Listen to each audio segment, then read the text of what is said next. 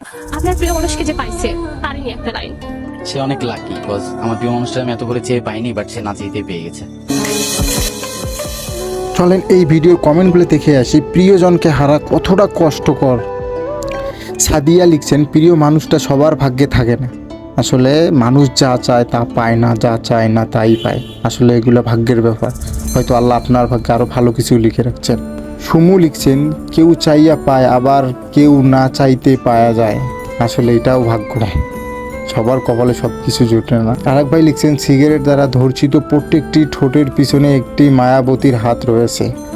কথাটা ঠিক বলছেন ভাই। আসলে মানুষ যখন ব্যর্থ হয়ে যায় তখন কি করে কি না করে কিছুই বুঝতে পারে না।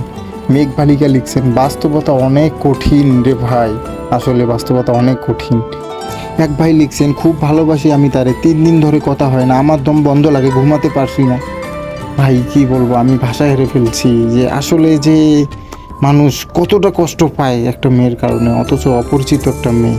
ভাই আপনি সব কিছু কন্ট্রোল করে থাকেন, ইনশাল্লাহ আল্লাহ হয়তো আপনার জন্য ভালো কিছু লিখে রাখছেন। ভিডিওটা কেমন লাগলো অবশ্যই জানাবেন। আমি নতুন, আর যদি আমার কোনো ভুল ভ্রান্তি হয়ে থাকে আমাকে জানাবেন, আমি সমাধান করার চেষ্টা করব ইনশাল্লাহ। আর ভালো লাগলে অবশ্যই একটা লাইক দিবেন।